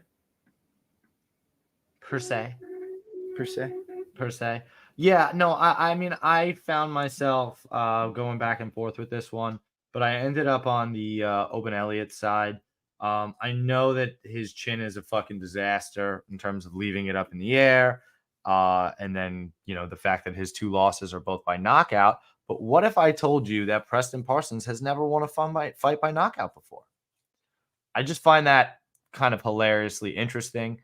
Yes, Preston Parsons is a dog. Yes, he's got fantastic takedown entries, big force, he's a solid submission grappler, but I see him absolutely getting no control in his last fight versus who did he fight? Semmelsberger. Like even Semmelsberger, who's like, I mean, he got some control there, but Semi's getting up to his back a million times. He's got to go for a million more takedowns. Like he doesn't necessarily consolidate control in the best way possible. And what I've seen from Oban is somebody with fairly decent wrestling of his own and fairly decent scrambles. Like, I mean, like you said, TB, like, I just don't think that Oban's going to sit there on the ground.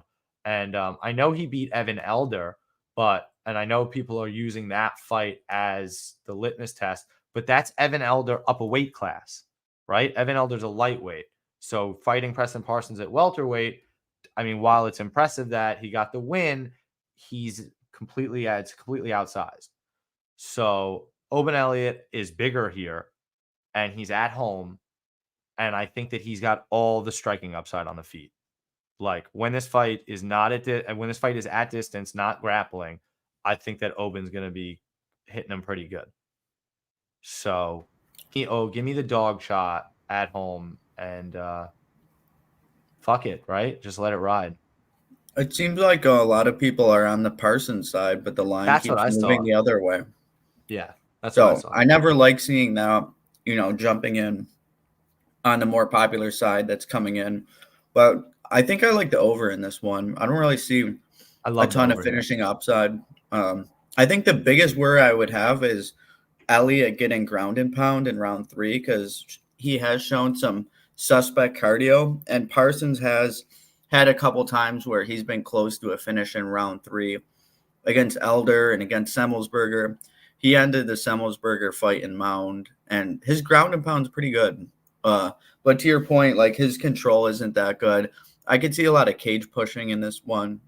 So I think I'm going to take the over 2.5 and not really get involved on a side. Oh yeah, that makes a lot of sense. I really like the over here, and yeah, it's way shorter than I thought it was going to be. It's definitely a spot that I want as well. Yeah, I know TB calls at me threading the needle, but like I'm gonna take the dog shot, and I'm definitely gonna take a shot on the over. It's only minus 130, so I'll be on both. Yeah, I don't see a ton of finishing upside. Fight goes is probably even, right? Yeah, I'd rather the over 2.5 though, just in case Elliott gasses out. Fair enough. Appreciate that. All right, so here we are. This is why we brought the man to the show tonight. We've got Muhammad, the Punisher Mokaev versus, he's a star boy, Manel Kape, plus 130, Mokaev minus 155, Mr. Pepe Silvia. What do you got cooking up here?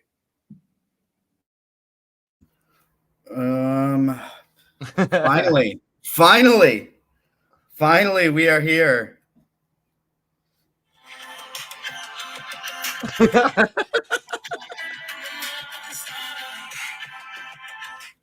It's been too long since Mr. Kape has graced us in the octagon, and I'm really excited to see him back. Huge fucking fight here. We got the winner of this probably fights Pantoja. Mokaev's on his last fight on his UFC contract. I've heard whisperings that the UFC's not too interested in him going forward, honestly. So this is a huge opportunity for Kape. And I'm not gonna stop backing him. I've bet him in almost all of his UFC fights, and I'm gonna continue here. And I'm pretty happy with the line at plus 130 here and climbing. I haven't gotten involved yet, but I will at some point. And I think the big cage is going to be helpful for Kape. I think he's going to have a strength advantage. He's fucking huge for the division. He's got his man strength compared to, young Mokaev. He's got the experience advantage. He's fought the way better fighters. He's at a good gym to improve his takedown defense. What's Mokaev going to do? Just try to hump him for 15 minutes? All the damage is going to be coming from Kape. He's so slick on the feet. He's so accurate. His knees are incredible. I could see him landing a knee when Mokaev is going in for a takedown. I get it. Mokaev's a good grappler. He's able to chain wrestle. He makes a difficult stylistic matchup for a lot of people. But I think I like how Kape is low center of gravity. He can catch him coming in. Yeah, I'm Kape all day. I think he's going to knock him out. Don't know if I'm going to play that or just go on the money line, but I'm super excited for this match, and I think he gets it done. Hell yeah. Bro, that's what I don't understand the line. What's been happening? He's a fan favorite, but not a fan favorite. Well, Mokaev's undefeated. He's younger than him. He's taller, reach advantage. A lot of people like betting on the grappling advantage fighters, algorithm bettors might rely on that. So I can see why people were trying to get on Mokaev early, but I favor Kape in the matchup outright. I think he's more explosive. I think he's dangerous. I think he's got underrated grappling. His striking is extremely high level. I still have my ticket, which should have been played because Kape fucked his shit up. He should have been fighting for the title instead of Steve Erceg, but he fucked up with the Nicolau fight, so they couldn't give it to him. Yeah, he knows that too. I listened to an interview. He was like, yeah, the UFC told me that once I beat Nicolau, I was going to be fighting for the title. 100%. He's got the good management with Ali Sleaze from Dominance MMA, who is always getting favors. And again, like you said, I actually heard the same thing in terms of Mokaev. They don't want to re-sign him, that this is the last fight on his deal, that he's kind of a pain to deal with, that he's not super entertaining fighter, that he's going to want a big contract here, and that she just doesn't justify it. So I could absolutely see Kape dusting his chin, and this being super interesting, because I don't know how you could watch his last fight versus Alex Perez and think like, yeah, he's gonna definitely be a well more aggressive striker in this one. And that was in the Apex too. Manel Kape would dust Alex Perez in fucking 3 minutes, as long as he actually had his shit together. That's like the big thing with Manel Kape, is that he's just such a wild card. Yeah. Yep. Well, here I am to tell you, I've been doing the stalking. We're out here on Instagram. And Manel Kape, I mean, as focused as ever in his camp, he definitely looks to be training counter wrestling. He's at Extreme Couture, which is well known for taking high-level strikers and improving their counter wrestling and clinch game to avoid, chain takedowns and even getting to those positions. We're in a big octagon. Kape, I mean, his footwork and his counter timing, like everything he's going to be doing is to draw Mokaev into the counter. He's not some dumb, aggressive striker. And if he was, he wouldn't have had so much success against a guy like Lipe Detona. It's the layered counter striking, the patience, the explosion. And yeah, there's a little bit of playing the food that comes with it sometimes. But ultimately, I think even if Mokaev does get takedowns early, like Kape uses submission attempts to aggressively reverse position. And he's going to work back to his feet. Exactly. It's not something where I think we're worried about 15 minutes of control, because this isn't Charles Johnson, people. It's a very different vibe. Like the type of guys that grappled Manel Kape in his like quote unquote regional scene before he comes to the UFC. We're talking about like Haraguchi and shit like that, right? Like Kai Asakura, who they just signed to the UFC, who's gonna get a top 5 matchup in his fucking debut. Like they gave Manel Kape Alexandre Pantoja in his day. Like no, he took what's his face in his debut. Pantoja. Yeah, it was Pantoja, and then Nicolau, They've always wanted Kape to fight for a title. Yeah, 100%. He's always, because they've known he's had the skill. Yeah, and he reaches a ton of demographics too. Yeah, let me tell you, I did a poor thing. I saw that the line had opened at -110. I saw a +105 on one book, a -105 on another. I did a horrible thing, and I already bet money on Manel Kape at +105.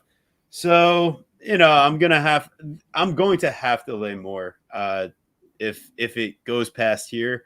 But currently it was a 3-unit lay to start. It was Saturday emotions got the best of me. I was like, oh no, I'm about to lose all my plus money opportunities.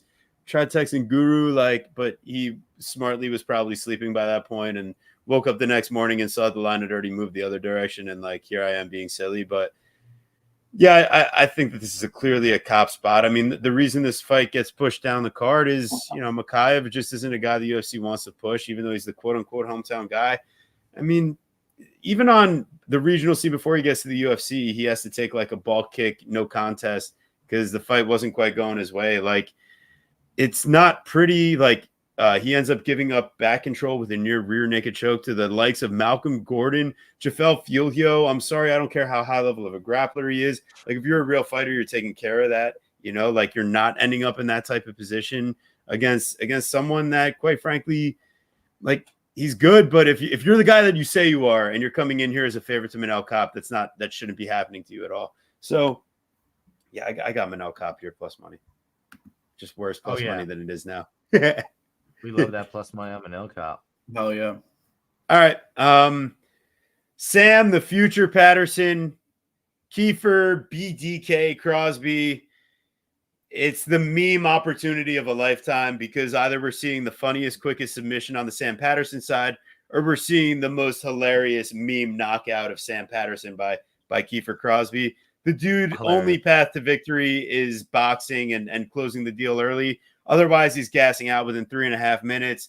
And Patterson, he's got legit grappling and jiu-jitsu. So for me, if I could get a little Patterson sub at a solid number, I'd love to do it. How solid could the number be here? It's what if I told you definitely couldn't get a solid number on that? Exactly. So at that point, I'm out. It's not up on your. I think you just got to go. I think you got to go crazier. I mean, you got to go round 1, sub. You got to go round 1, round 2 sub grouping. Maybe just the I round think 1, that's round it. 2 in I general. think it's round 1, Yeah. round 2 sub because Crosby, like, yeah, it could be a ground and pound type of knockout or something like that. But ultimately, I mean, he's got more subs than knockouts on his record, Mr. Patterson. And we already saw what he does to a guy like Linus that doesn't want to be there. So I picked Linus, by the way. I mean, picked Patterson, by the way, in that fight against Linus. Yeah, I know. Well, after the Ash Moose opportunity, it wasn't, good vibes. So Pepe? Ash moves to you. Yeah. Pepe, what do you think? I think an interesting prop that probably won't hit, but is going to get a small donation from me is the Patterson KO2, and just hoping that somehow, because, okay, Crosby, he took that fight in Australia against Doucette, right? So this is more of a hometown fight for him. He doesn't have to travel as much. That was his UFC debut. I think on the feet he might be able to hang with Patterson for a while, and you're just hoping that Patterson doesn't initiate grappling and that he just engages him in a striking fight where, I think Patterson does enjoy striking. He was more of a grappler before, but he's really starting to fall in love with his hands a bit. So I could see him entertaining him in the striking a little bit, and just hope that he doesn't get the early submission, and then it might be a sweat to even get to round 2, but the number is plus 1,600 for KO2. I think there's a lot of upside in that number, and then just hoping that Patterson, is able to ground and pound him easily, and Crosby covers up or gasses out, whatever the case may be, gets hurt, and he finishes him with strikes. I think that's a solid number relative to what his other prices are. So I'm going to take a poke on that. Which one are you taking a poke on? The KO2 plus 1,600.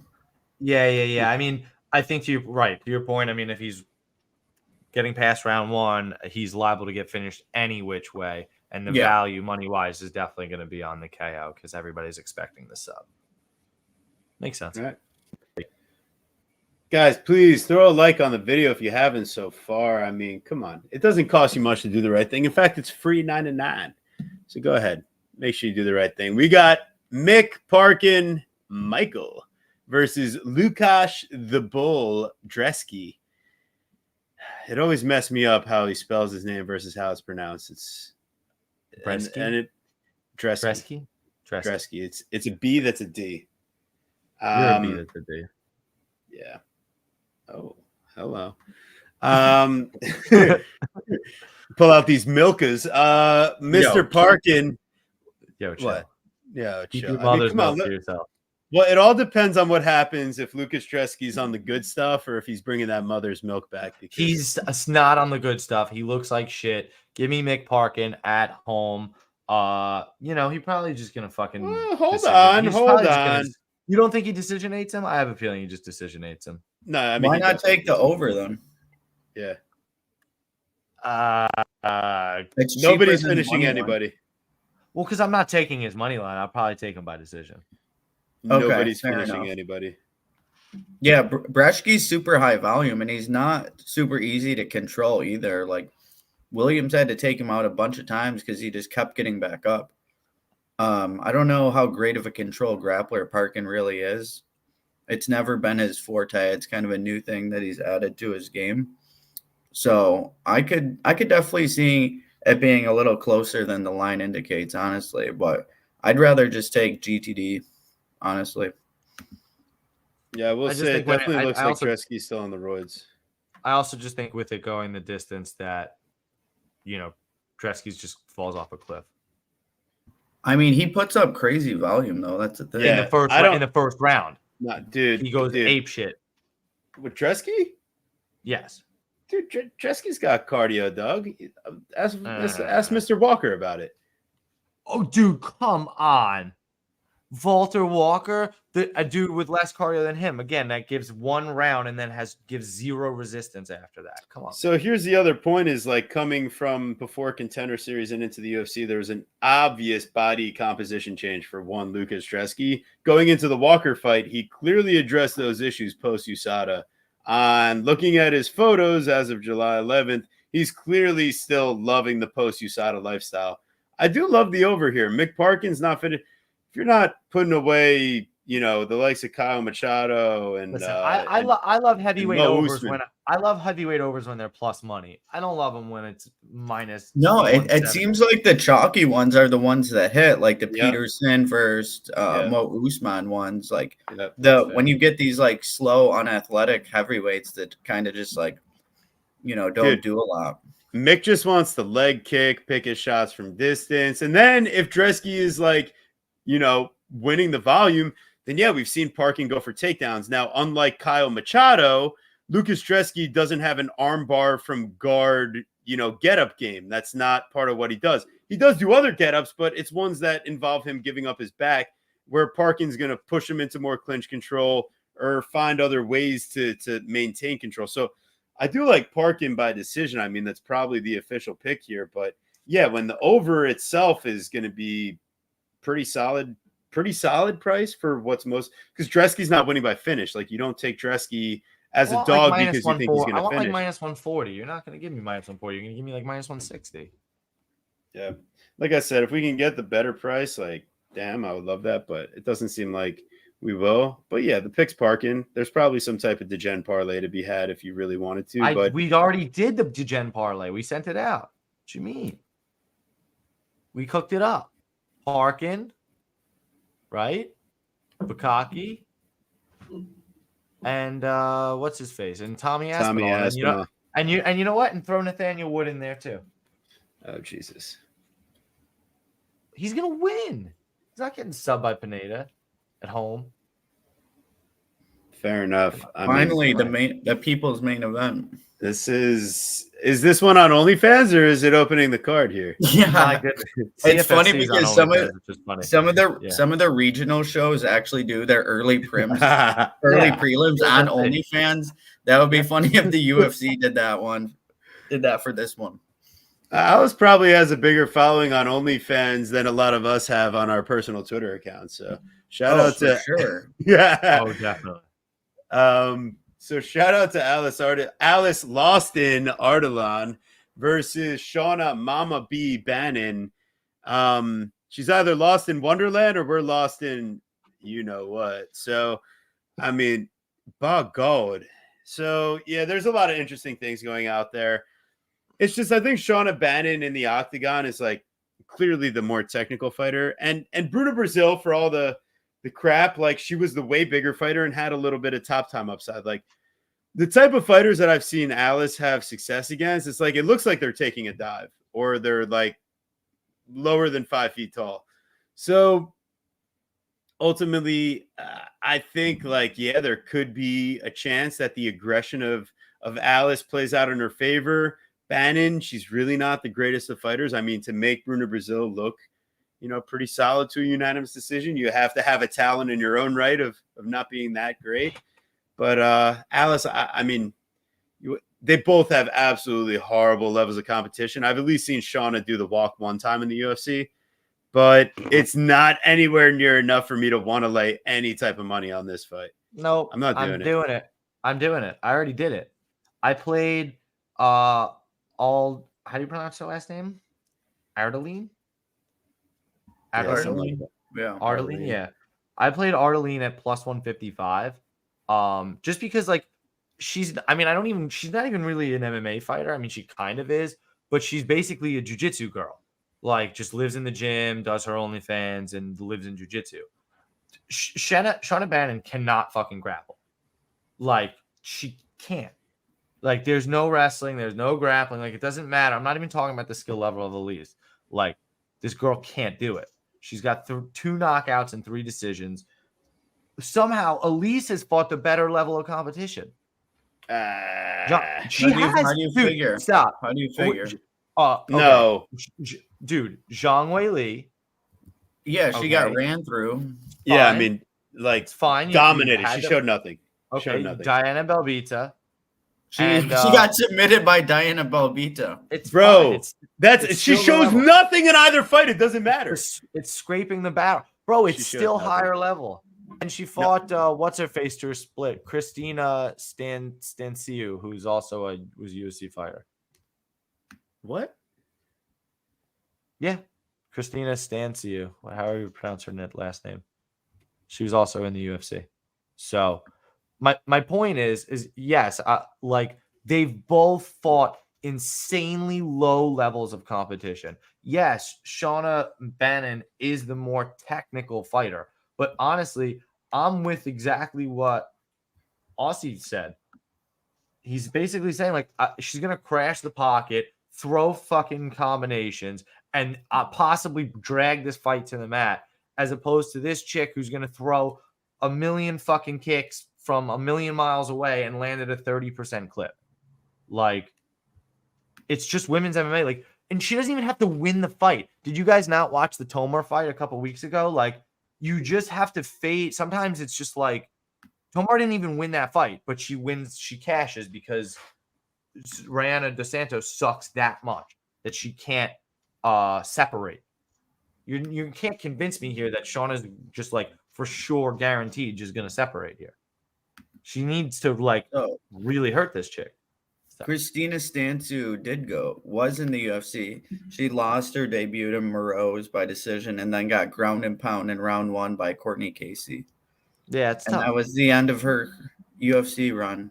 But it's still high. This is still higher level than Shauna Bannon, just because she's made the walk one time and lost to Bruno Dakota Brazil. Teixeira, if you want to bring up fights forever ago, that means nothing.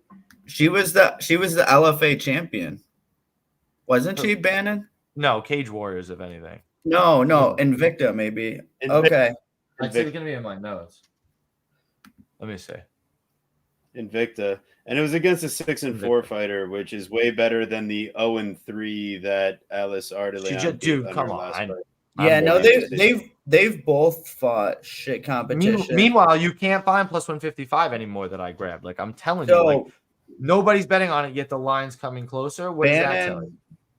Bannon beat Chanel Dyer and regionals and her amateur in 2021. Chanel Dyer has gone on to win her next 8 fights. She's 5-0 professionally. She fights for PFL. She's one of their big prospects. That was probably Dakota Teixeira. Yeah, she didn't get finished by Dakota. That's a green flag. That's showing more than whatever Arlene showed against fucking Wiley Zhang or Diana Belbita. Listen, I get it. I'm not exactly advising that you should go out here and play her as a dog. I took a shot because I thought the line is moving, and it seems like it is. So I don't know. Do we have props on this one? No, I don't. I'm not anywhere. I know of. Yeah, on a Bet Online, they must have just come out. Yo, people are hammering the ban. Oh, no, they're not hammering, but I could see a late submission by Bannon. Honestly, I think fighters improve quite a bit usually between their UFC debut and their second fight. This is short notice for Arlene.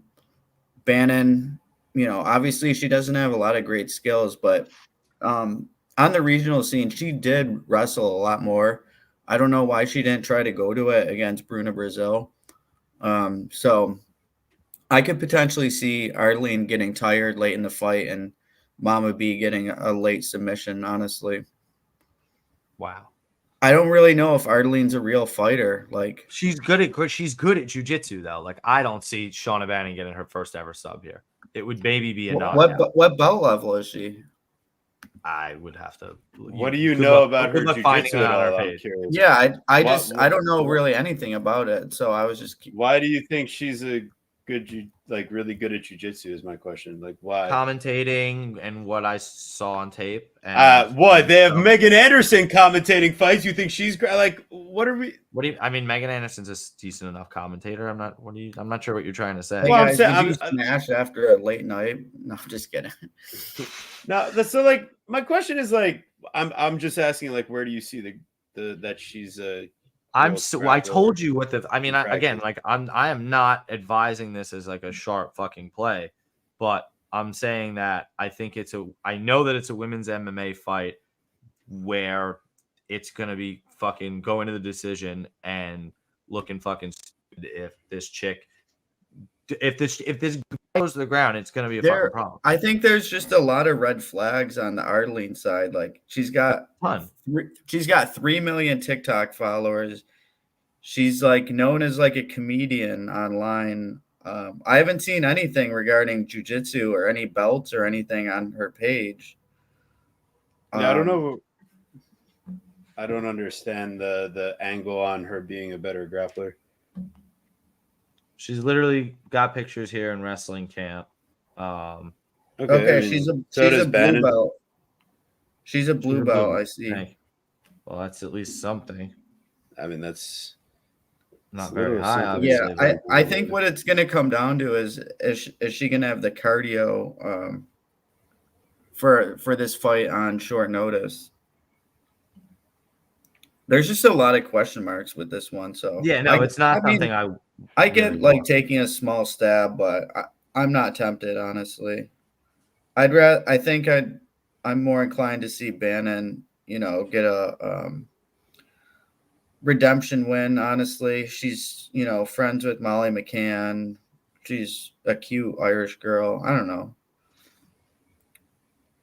Yeah, I mean, I've got full cash out ability with 0 penalties. So all I'll say is trust your balls, whatever they're telling you.